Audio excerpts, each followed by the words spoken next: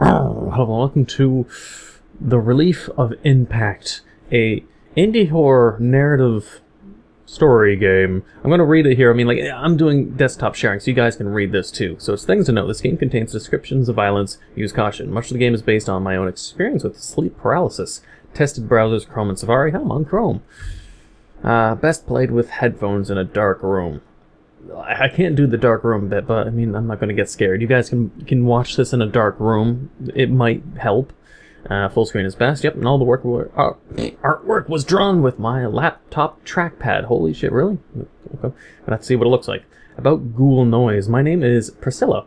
I'm a sound designer for Brave Mule, the Domovoi Beneath Flows in Southern Monsters. I love all things spooky, and I recently had the idea to try to make a spooky game or two leading up to Halloween. Since I'm primarily a sound designer, I thought this would be a great way to start learning about game design and some intro-level programming. I hope you enjoy my very first game. Alright, so best played with full screen, even though I like how, as you can see, the background of the site for itch.io is all staticky looking, but yeah, okay, we're going to do it full screen. And let's start. You guys are going to have to see my mouse, unfortunately. That might break immersion, but I'll leave it in the corner until I have to do something with it, I guess. And also, I'm going to turn up the volume. The sound of it wakes you. Oh, I'm supposed to click the font, okay. Huh, monitor. You pry one eye open and squint at the bright computer screen. Ugh, must have forgotten to shut it down earlier. You're resolved to ignore it by sleeping on your other side, and as you stretch your legs with a yawn, you notice that Momo had abandoned his usual place at the foot of your bed. Is this cat or something?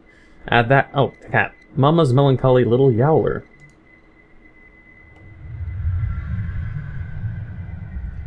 But the noise fills your ears again. That can't be Momo. Maybe it's the computer speakers. Go to your desktop or opt for earplugs. Ooh, we have a choice. We might have multiple endings then. Okay. Go to the desk or opt for earplugs.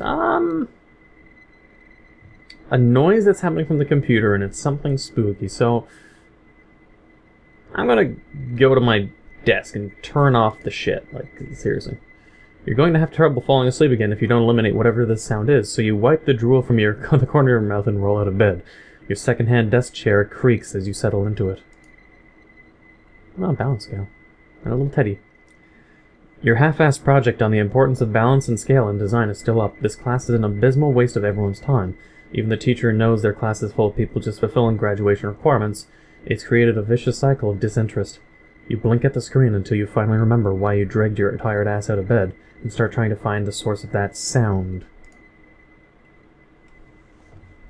A quick email ensures that you... Wait, what? A quick email ensures you that a copy of your project is ready for your class presentation, and you close the program. I misread it. Close the program. That's not what I expected. The cause of the sound was obviously a pop-up or a video you forgot you'd been watching, but nothing's open. You check the task manager out of mild curiosity. Everything is functioning perfectly. Shut down the computer. The sudden dark is a relief for your strained eyes. You step back to your bed, pull back your covers, and nearly jump out of your skin. Momo must have decided to come back to bed because he's curled up on your pillow. Cuddle with your precious son. Priscilla, developer, are you a crazy cat lady by any chance? Calling your cat precious son is kind of weird. It's kind of weird, gotta say. You fall asleep for a bit. Then Momo goes into a frenzy, launches off of your stomach with a hiss, and bolts out of the room. For a small cat, he exerts a surprising amount of force. A chill runs through you. The monster flashes... Sorry, the monitor. No monster. Yet. The monitor flashes awake. You can't move.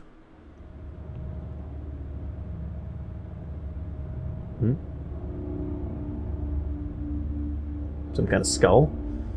It pins you by the throat. Each breath is a struggle. Stare into it or close your eyes. I think maybe I'm going to follow the path of... If there's two paths, I'm going to do left answers only. So I'm going to stare into it. Even though that's something I just would not want to do. Oh, hello there. Something lifts the pillow below you, forcing the upper half of your body upright. The ceiling fan chills the sweat on your skin. It speaks.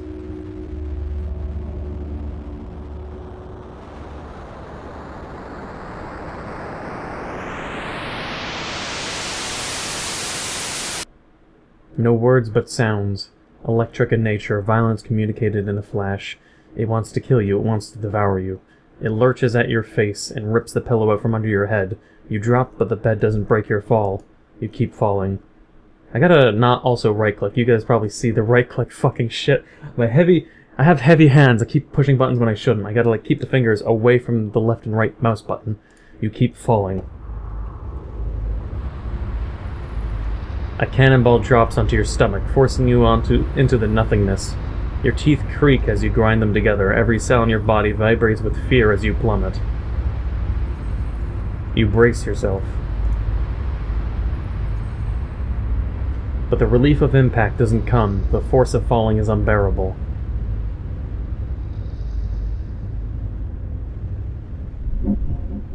It laughs at you as you finally manage a whimper. You know you're going to die. But the relief of death doesn't come. The pressure is unbearable. It mimics you. A shiver animates your body as you watch this version of yourself crash to the floor, again and again, and it watches you with dull eyes. Its grin widening with every subsequent cycle. With each drop, the doppelganger sustains more injuries. The neck snaps with a sickening crack. The head plows into the corner of the bed frame, and as it rises to the ceiling one last time, battered and dripping, its eyes stare back at you, unwavering. Behind a curtain of fragmented bone and flesh, and dissolves into ashes which fill the air, you choke on them. You beg to go unconscious. But the relief of unconsciousness doesn't come. The dread is unbearable.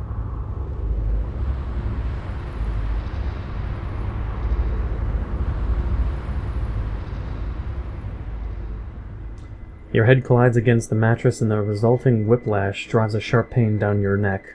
The pillow is nowhere to be seen. The ceiling fan's blades circle slowly. You think of vultures. The computer is still flashing.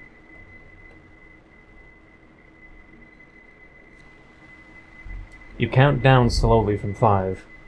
Actually reminds me of Wolfenstein. Goddamn love that game.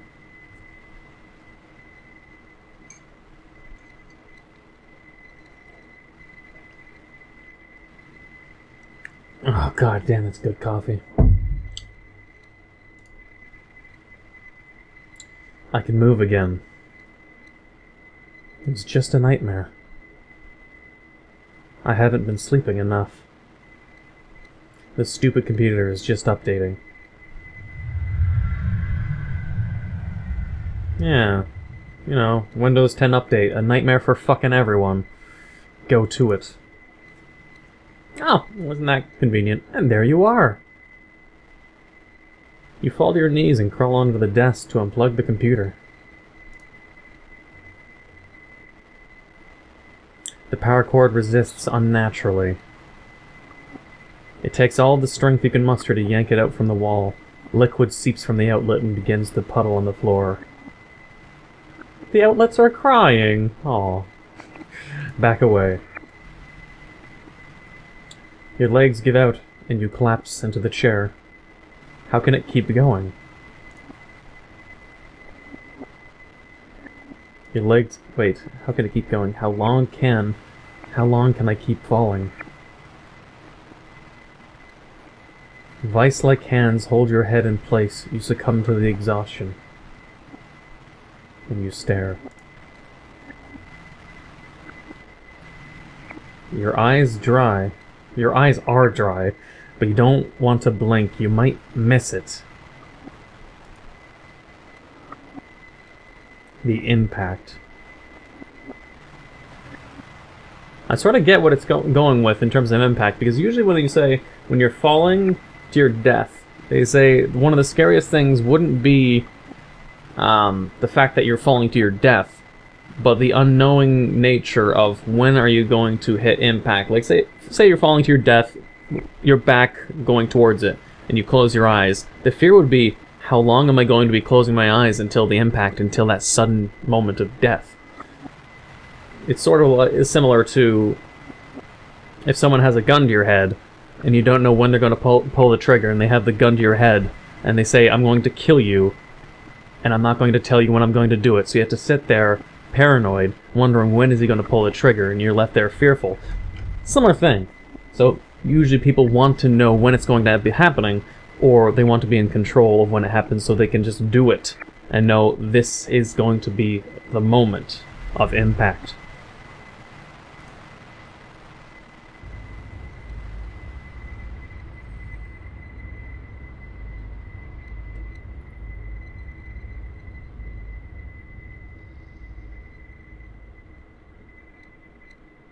Like waiting for a noise. The sound of it wakes you. Is it restarting as if it's in a perpetual... It's like it's just happening repeatedly. Looks like it is. Okay, well then, if that's all done, and it's just we stare at it forever, and it's supposed to be inspired by sleep paralysis, I don't know, it's... I can sort of get it. Not from personal experience of sleep paralysis, but of similar nightmarish scenarios that I've had. But I don't know if I've discussed it. I don't know. I'll leave it for comments if anyone's interested. Like of the scenario where I had to repeatedly go back into a dream, like over 10 or 20 times in the same night. It was pretty damn annoying. So let's go for earplugs and see what kind of path this leads us to. If we just follow the right side. You glare at the clock. Great, so glad I get to present a project in 4 hours. I will actually die of a headache tomorrow if I get up right now. You swept the foam earplugs from the nightstand, usually reserved for the nights your roommate participates in screaming matches over Skype. You should tell them first to not use Skype anymore. Never use Skype. Just get Discord. They compress with a twist of your fingers and fit comfortably in your ears, and now you'll sleep like a baby. Momo returns to bed, warm and full of purrs. Moments later, the screen goes dark. Hey, problem solved! You close your eyes and try not to think about how tired you're going to be all day. Cuddle with your precious son. You fall asleep for a bit. Then Momo goes into a frenzy, launches off of your stomach with a hiss, and bolts out of the room. So, this is all very similar things. The path is sort of intertwining at this moment. So I'll skip ahead until I take the next choice. Alright, close your eyes. What happens if I close my eyes? Your eyes are shut so tight you see stars, pinpoints of imaginary light. It is so close to you, you sense it, the same way you can feel the body heat of a person standing too close to you. But there's no warmth there, just static. No warmth here. Struggle. You need to move, but your fingers only twitch, and your legs lie dormant. Bite stings your throat. Bile stings your throat. The moment will not end. Open your eyes.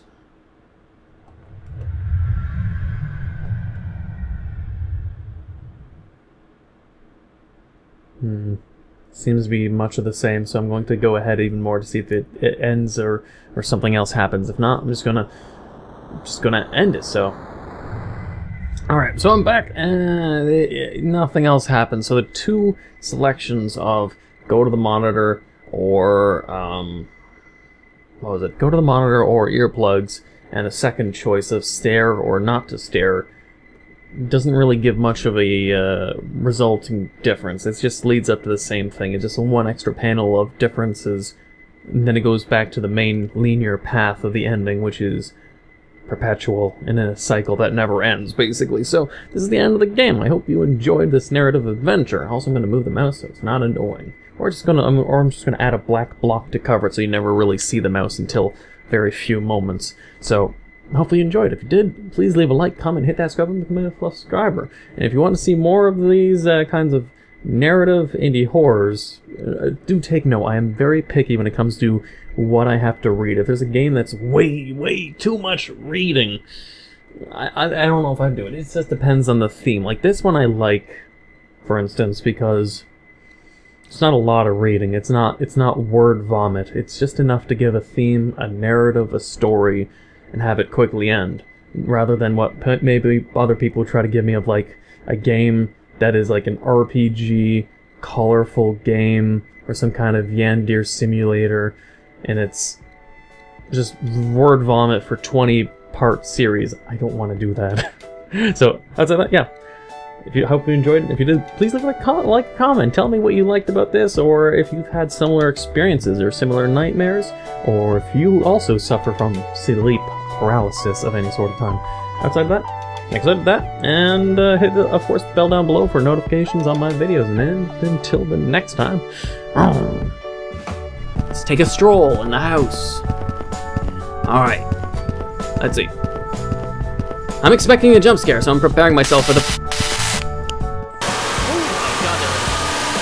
Nope, don't. Abort.